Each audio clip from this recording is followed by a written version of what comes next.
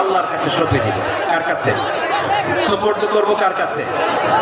বিপদে বললে কেমন করে নিজেকে আল্লাহর কাছে সঁপে দিতে হয় আসুন সাইয়েদনা ইব্রাহিম আলাইহিস সালামের জীবনী থেকে জানি।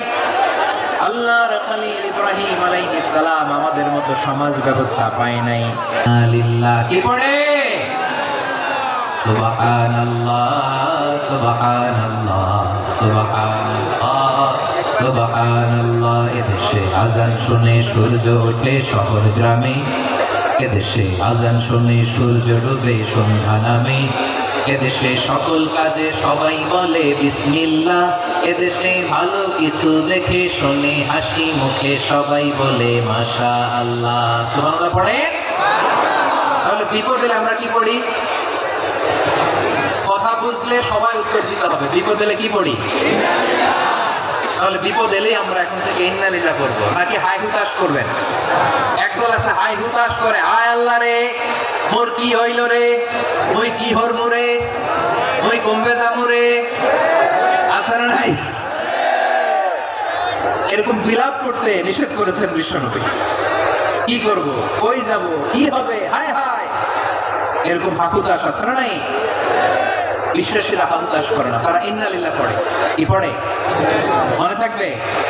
আমরা পড়বো ইন্না লিল্লাহি ওয়া ইন্না ইলাইহি রাজিউন। নিশ্চয়ই আমরা আল্লাহর জন্য, আমরা আল্লাহর দিকেই ফিরে যাব। এরপর পড়বো আল্লাহুম্মা আজুরনি ফি মুসিবাতি ওয়াখলুফ লি খায়রাম মিনহা। আল্লাহ, আমি যে বিপদে ধৈর্য ধারণ করলাম এটার সওয়াব দিও, আর যা হারালাম তার চেয়ে ভালো কিছু দিয়ে বদল করে দিও। সুবহানাল্লাহ পড়ে। বিশ্বনবীর হাদিস শুনলেন উম্মে সালামা রাদিয়াল্লাহু তাআলা আনহা। ওনার স্বামী হলো আবু সালামা। মজার ঘটনা খেয়াল করে শুনেন আমার প্রিয় কলিজার টুকরা ভাইয়েরা। কানগুলো খরগোশের কানের মতো খাড়া করে আমার দিকে তাকান। সাইয়্যিদাতুনা উম্মে সালামা রাদিয়াল্লাহু তাআলা আনহা, ওনার স্বামীর নাম আবু সালামা। শ্রেষ্ঠ দম্পতি, শ্রেষ্ঠ ফ্যামিলি। প্রথমে হিজরত করেছিলেন হাবাশায়, পরে হিজরত করেছেন মদিনায়। উহুদ যুদ্ধের পরে ওনার স্বামী আবু সালামা ইন্তেকাল করলো, শহীদ হলো। সুবহানাল্লাহ পড়ে। যখন আবু সালামা ইন্তেকাল করলো, উম্মে সালামা রাদিয়াল্লাহু তাআলা আনহা কেঁদে কেঁদে হয়রান। আর নবীর শিখানো বাণী অনুযায়ী তিনি বারবার পড়ছিলেন ইন্না লিল্লাহ। কি পড়ছিলেন? ওই কই যামু, কি হরমু, এগুলো বলে নাই। কি বলছে? ইন্না লিল্লাহ। যেহেতু বিশ্বনবী বলেছেন কেউ যদি বিপদের প্রথম ধাক্কায় পড়ে ইন্না লিল্লাহি ওয়া ইন্না ইলাইহি রাজিউন, আল্লাহুম্মা আজুরনি ফি মুসিবাতি ওয়াখলুফ লি খায়রাম মিনহা, তাহলে এই বিপদে যে সে যা হারালো তার চেয়ে শ্রেষ্ঠ কিছু দিয়ে আল্লাহ তার বদল দিয়ে দিবে। এই হাদিস শুনে উম্মে সালামা রাদিয়াল্লাহু তাআলা আনহা ওনার প্রাণ প্রিয় স্বামী আবু সালামার ইন্তেকালের পরে চোখের পানি ছাড়ে আর পড়ে ইন্না লিল্লাহি ওয়া ইন্না ইলাইহি রাজিউন, আল্লাহুম্মা আজুরনি ফি মুসিবাতি ওয়াখলুফ লি খায়রাম মিনহা। বারবার এই দোয়া পড়ে চোখের পানি ছাড়ে, এই দোয়া পড়ে চোখের পানি ছাড়ে, আর মনে মনে বলে আবু সালামার মতো ভালো মানুষ মদিনাতে নাই, আবু সালামার চেয়েও ভালো মানুষ মদিনাতে নাই, তার চেয়ে ভালো মানুষ কি করে আল্লাহ তাআলা আমারে দিবে, তার চেয়ে ভালো মানুষ তো আমি মদিনাতে দেখি না। চোখের পানি দিয়ে বুক ভাসায় আর নবীর হাদিসের উপর আমল করে পড়ে ইন্না লিল্লাহি ওয়া ইন্না ইলাইহি রাজিউন, ইন্না লিল্লাহি ওয়া ইন্না ইলাইহি রাজিউন। পড়তে পড়তে চোখের পানি ছাড়ে আর চিন্তা করে বিশ্বনবী বললেন এই দোয়া পড়লে যেটা হারালাম তার চেয়ে ভালো কিছু দিয়ে আল্লাহ পুরস্কার দেয়। আবু সালামের চেয়ে ভালো মানুষ মদিনার মধ্যে আর কে হতে পারে? কি আজীব তামাশা, কি অবাক করা ঘটনা। কিছুদিন পরে দেখা গেল সাইয়্যিদুল মুরসালিন রাহমাতাল লিল আলামিন স্বয়ং বিশ্ব নবী উম্মে সালামাকে বিয়ের প্রস্তাব পাঠিয়েছে। স্বয়ং বিশ্ব নবী উম্মে সালামা রাদিয়াল্লাহু তাআলা আনহাকে বিয়ের প্রস্তাব পাঠিয়েছেন। উনি রাজি হয়ে গেলেন, বিয়ে হয়ে গেল, উনি হয়ে গেলেন উম্মুল মুমিনিন, আমাদের মা, পুরো মুসলিম উম্মার মা। চিৎকার করে বলেন আল্লাহু আকবার। তাহলে আমার প্রাণ প্রিয় ভাইয়েরা, বিপদে পড়লে আমরা পড়বো ইন্না লিল্লাহি ওয়া ইন্না ইলাইহি রাজিউন, আল্লাহুম্মা আজুরনি ফি মুসিবাতি ওয়াখলুফ লি খায়রাম মিনহা। পড়বেন? পড়বেন না? যারা যারা বিপদ আসলে এই দোয়াটা পড়বেন এখন থেকে আওয়াজ করে ইনশাআল্লাহ বলেন। যা হারাইছেন তার চেয়ে শ্রেষ্ঠ জিনিস দিয়ে বদলা দিবে কে? বিশ্বাস হয়? একটু সন্দেহ লাগে মনে হয়, একটু সন্দেহ আছে? যাদের বিশ্বাস হবে তাদেরকে আল্লাহ উত্তম বদলা দেবে, ঠিক কিনা বলে? তাহলে বিপদে পড়লেই প্রথমে আমরা এটা করব। দোয়াগুলো যদি এখন মুখস্থ না হয়, এই যে রেকর্ডিং হচ্ছে, পেয়ে যাবেন, কালকেই পেয়ে যাবেন, শুনে শুনে মুখস্থ করবেন। আমার মায়েরা, আমার বোনেরা, আপনাদের জন্য 3টি মাঠের অ্যারেঞ্জমেন্ট করা হয়েছে, আমি জানি। আপনারাও এই দোয়াগুলো করবেন, আপনার স্বামীকে শেখাবেন, সন্তানকে শেখাবেন, আপনার পুরো পরিবারটাকে জান্নাতের টুকরো বানিয়ে দিবে কে? তাহলে বিপদ আসলে প্রথমে কি করতে হবে এটা জেনে গেলাম। এরপরে বিপদ আসলে নিজেকে কি করে আল্লাহর কাছে সঁপে দিতে হয় এটাও জানার দরকার আছে না নাই? বিপদে প্রথমে ইন্নালিল্লাহ করলাম, ধৈর্য ধারণ করলাম, বিপদ থেকে উদ্ধারের সর্বোচ্চ চেষ্টা করলাম। আমার কাজ যখন শেষ, তখন আমি আমার এই বিষয়টা আল্লাহর কাছে সঁপে দিব। কার কাছে সুপর্দ করব? কার কাছে? বিপদে বললে কেমন করে নিজেকে আল্লাহর কাছে সঁপে দিতে হয়, আসুন সাইয়েদনা ইব্রাহিম আলাইহিস সালামের জীবনী থেকে জানি। আল্লাহর খলিল ইব্রাহিম আলাইহিস সালাম আমাদের মতো সমাজ ব্যবস্থা পায় নাই। আনা মিনাল মুশরিকিন, নিশ্চয় আমি এমন সত্তার দিকে মনোনিবেশ করলাম, মুখাপেক্ষী হলাম, যিনি আকাশ বানিয়েছেন, জমিন বানিয়েছেন, আমি মুশরিক নই। সুবহানাল্লাহ। পারতেন? আপনি পারতেন? কেউ নাই, লক্ষ লক্ষ মুশরিক, আপনি একা। ওনার মতো এরকম বিচক্ষণতা দিয়ে আল্লাহরে খুঁজে পাইতে পারতেন আপনি? কি নবী ছিল, আল্লাহকে খুঁজে পেয়েছে।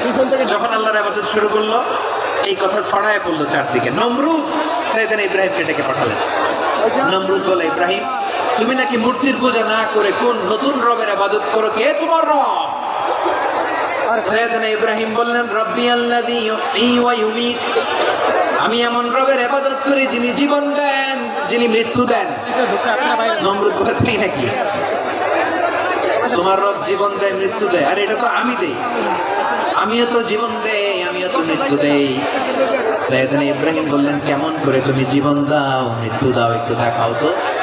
নমরুদ জেলখানা থেকে দুজন কয়েদিকে ডেকে আনলো, কয়েদি এনে অর্ডার করলো, একটাকে এখনই শিরোচ্ছেদ, ডেথ পেনাল্টি, মৃত্যুদণ্ড দেওয়া হলো, ফিনকি দিয়ে রক্ত বের।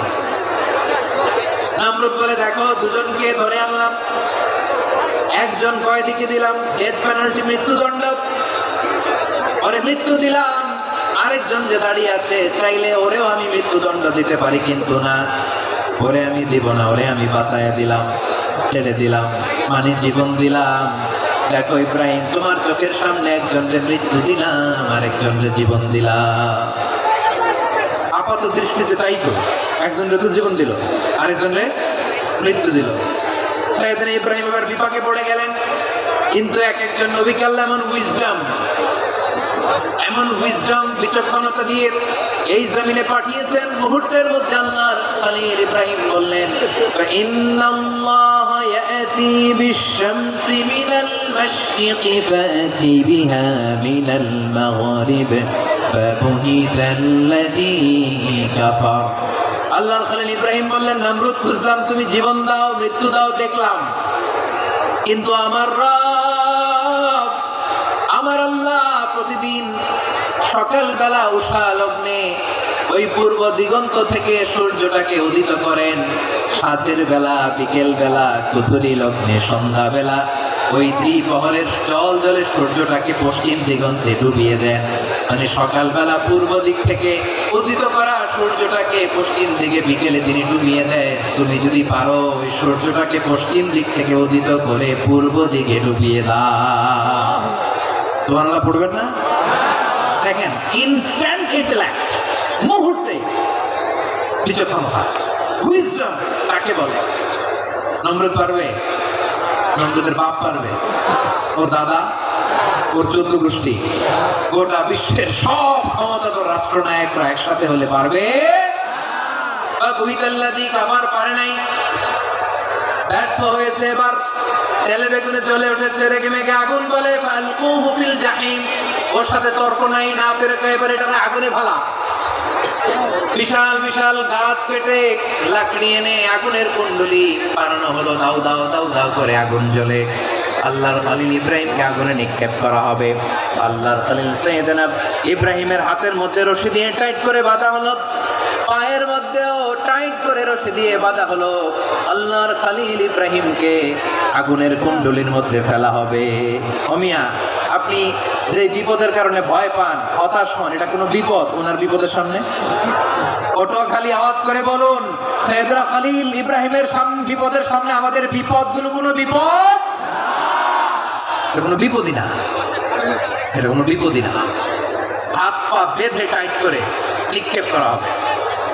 সিম্পলি ফেলা যাবে না, কারণ দাও দাও করে দ্য ব্লেজিং ফায়ার, এমন আগুনের কুণ্ডলী, কাছে যাওয়া যায় না, আগুনের উত্তাপে নিক্ষেপ করা হবে। হাতে রশি বেঁধে, পায়ে রশি বেঁধে আল্লাহর খলিল ইব্রাহিম আলাইহিস সালামকে আগুনের মধ্যে নিক্ষেপ করা হবে। আহা, এটার বলে অগ্নি পরীক্ষা। উনি অগ্নি পরীক্ষার সম্মুখীন হয়েছে। এজন্য কঠিন পরীক্ষাকে আমরা অগ্নি পরীক্ষার সাথে তুলনা করি, ঠিক কিনা? সাইয়েদনা জিবরাইল এসে বললেন, ও আল্লাহর খলিল, ওরা তো আপনার হাতও বেঁধে ফেললো, পাও বেঁধে ফেললো, নড়াচড়ার সুযোগ নাই, বলেন আমি জিবরিল ফেরেশতা আপনার জন্য কি করতে পারি? আল্লাহর খলিল ইব্রাহিম বলেন, ও জিবরাইল, তোমার কাছে আমার কোনো চাওয়া পাওয়া নাই। সুবহানাল্লাহ বলেন। তোমার কাছে বলার কিছু নাই, তোমার সাহায্যের আমার দরকার নাই। সাইয়েদনা ইব্রাহিম আলাইহিস সালামকে হাতে পায়ে রশি বেঁধে, হাত পা বাঁধা অবস্থায় জ্বলন্ত অগ্নিকুণ্ডে যখন নমরুদের দলবল নিক্ষেপ করবে, আল্লাহর খলিল কিভাবে নিজেকে আল্লাহর কাছে সঁপে দিয়েছেন, পটুয়াখালীর ভাইরা খেয়াল করে শুনুন। হাত পা বেঁধে আল্লাহর খলিলকে যখন নিক্ষেপ করা হবে, তিনি মুখ ফুটে বলে ফেললেন, হাসবুনাল্লাহু ওয়া নি'মাল ওয়াকিল। হাসবুনাল্লাহু ওয়া নি'মাল ওয়াকিল, আমার জন্য আল্লাহই যথেষ্ট, আমার জন্য আল্লাহই যথেষ্ট। তিনি আমার সবচেয়ে বড় গার্ডিয়ান, তিনি আমার সবচেয়ে বড় অভিভাবক।